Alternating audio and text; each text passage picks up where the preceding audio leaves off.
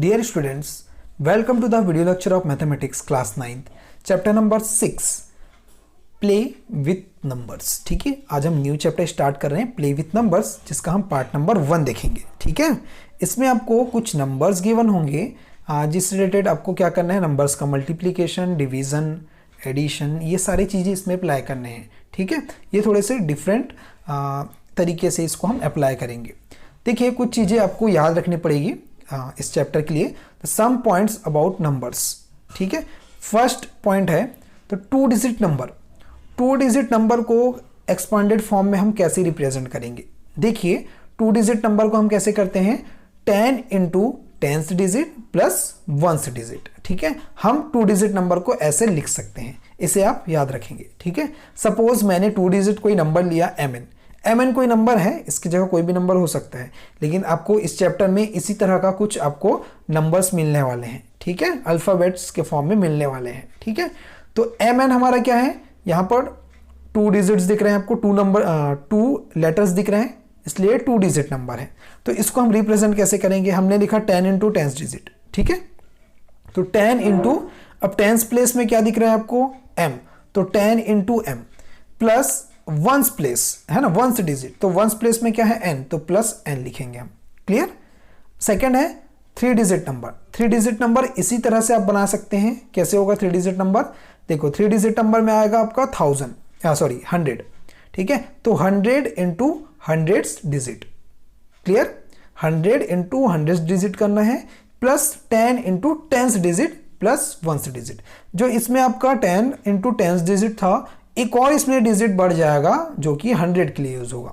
ठीक है, for example ABC में आपको 3 लेटर्स दिख रहे हैं, यानी कि 3 डिजिट नंबर है ये। इसमें आप क्या करेंगे, 100 इंटू 100th डिजिट क्या होता है आपका, जो 3rd नंबर में आपको डिजिट यहां पर दिख रहे हैं। ठीक है, इधर से आपको 3rd नंबर जो डिजिट दिख रहा है ए, ठीक है, उसका मल्टीप्लीकेशन होगा 100 के साथ, plus 10 into 10th digit. 10th digit क्या होगा, बी, तो 10 into B plus 1st digit क्या है, सी, तो plus c. Okay, 3rd number, in the number p q m n a b c. ठीक है, इस तरह से आपको कुछ नंबर्स मिलेंगे, उसमें से देखिए value of p q m n a b c, जितने भी यहाँ पर अल्फाबेट्स आपको दिख रहे हैं, उन सारे के वैल्यू किस फॉर्म में होंगे, कैन बी फॉर्म 0 to 9, यानी कि डिजिट्स के फॉर्म में होंगे। डिजिट्स जो है आपको आपके 0 to 9 होते हैं, यानी कि 0 1 2 3 4 5 6 7 8 9, इस टाइप के आपके डिजिट्स होंगे इन सारे की वैल्यूज। ठीक है, और 4th है डिविजिबिलिटी रूल ऑफ 2 3 5 6 7 9 एंड 11। ठीक है, ये आपका डिविजिबिलिटी रूल होती है 2 से लेकर 11 तक के, आपको इसको याद रखने पड़ेंगे। ठीक है, ये आपको एक्सरसाइज में पता चलेंगे कि कैसे क्वेश्चंस को सॉल्व करते हैं। ओके, तो अब आगे बढ़ते हैं हम एक्सरसाइज की तरफ। एक्सरसाइज 6.1 जो कि पेज नंबर 114 में आपको बुक में मिल जाएंगे। ठीक है, इसका क्वेश्चन नंबर 1 हम स्टार्ट कर रहे हैं। तो find out value of letters a b x y z l m n as used in following questions. जो क्वेश्चंस में आपके ए बी सी डी ये सारे अल्फ़ाबेट्स जो हैं, ये सारे अल्फ़ाबेट्स जो यूज़ हो रहे हैं, उसकी वैल्यूज़ आपको फाइंड आउट करनी है। ठीक है, अब ये जो लिखा हुआ है वो सारे क्वेश्चन का मिला के लिखा हुआ है, यानी कि फर्स्ट क्वेश्चन में बहुत सारे क्वेश्चंस है, उन सारे क्वेश्चन में ये सब फाइंड आउट करना है। किसी में ए बी फाइंड आउट करना है, किसी में x y z find out करना है, किसी में एम एन फाइंड आउट करना है। ठीक है, तो क्वेश्चन नंबर फर्स्ट देख रहे हैं, जिसमें कि हमको ए और बी बस दिखाई दे रहे हैं, तो इसमें हम ए और बी की वैल्यू फाइंड आउट करेंगे। ओके, अब देखिए क्वेश्चन क्या है, बी ए, ठीक है, प्लस 33, यानी कि बी ए में हम 33 जब प्लस कर रहे हैं तो हमको क्या मिल रहा है, ऐड करने के बाद यहाँ पर 12 एंड बी। ठीक है, यानी कि 1 to b ये हमको मिल रहा है। ठीक है, तो इस तरह से आपको कुछ क्वेश्चंस मिलेंगे। अब इसको सॉल्व कैसे करना है आगे हम देखते हैं। ठीक है, तो सॉल्यूशन में देखिए, ये जो क्वेश्चन है हमने पहले तो इसको लिख लिया।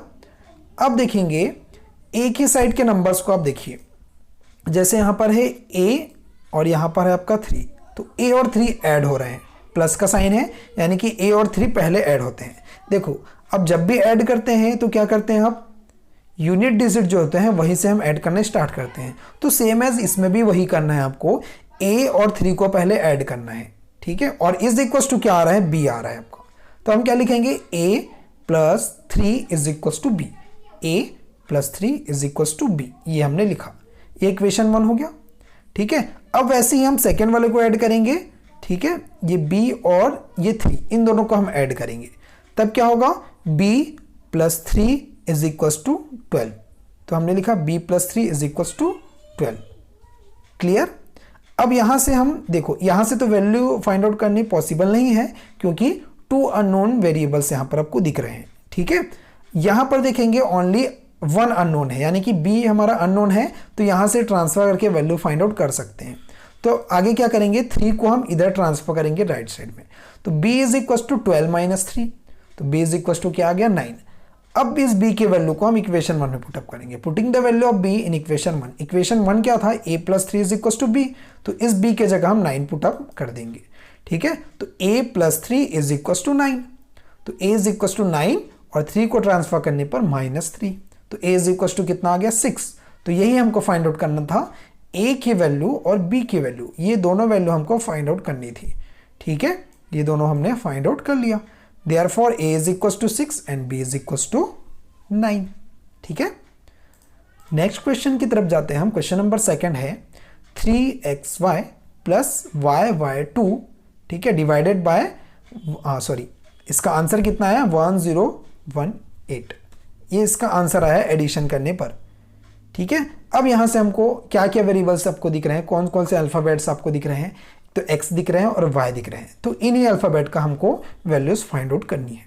ओके, तो देखते हैं यहां पर सबसे पहले क्या करते हैं, जैसे मैंने अभी बताया था, यहां पर यूनिट डिजिट या वंस डिजिट को पहले हम ऐड करेंगे, तो y plus 2 is equal to 8, तो हमने लिखा y plus 2 is equal to 8, तो y इज इक्वल टू कितना हो जाएगा 8 और 2 को ट्रांसफर करने पर -2, तो y इज इक्वल टू 6, ये हमको मिल गया।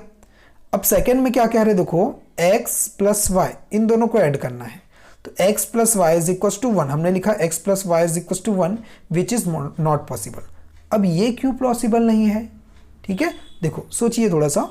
अब यहां पर y की वैल्यू 6 कह रहा है, ठीक है, मैंने यहां पर सपोज x लिख दिया, ठीक है, प्लस यहां पर क्या है आपका y है इज इक्वल टू 1 है, ठीक है, ये आपका रफ वर्क में कर रहा हूं, है ना। अब देखिए यहां y की वैल्यू 6 है, ठीक है, तो अगर मैं यहां पर 6 लेता हूं, ठीक है, 6 लेता हूं, तो मुझे कुछ ऐसा नंबर बताइए कि जिसमें मैं ऐड करूंगा, इस 6 में ऐड करने पर 1 आ जाए। बताइए ऐसा कुछ नंबर है जो कि मैं 6 में ऐड करूं और 1 आ जाए, ठीक है। अगर 1 ही लिखता हूं तो 7 आएगा, 0 लिखता हूं तो 6 आएगा, 3 लिखता हूं तो 9 आएगा। यानी कि कुछ ऐसा कोई भी कंडीशन नहीं है कि जिसमें x की वैल्यू रखने पर हमारे पास 1 मिल जाए, ठीक है, नहीं आ सकता। यहां पर कोई भी वैल्यू रख लो, यहां 1 नहीं आ सकता क्योंकि y की वैल्यू 6 है, इसलिए ये जो कंडीशन है वो पॉसिबल नहीं है, क्योंकि x की कोई भी वैल्यू रखो 1 नहीं मिल रही है, इसलिए x plus y is equal to 1 which is not possible, ठीक है।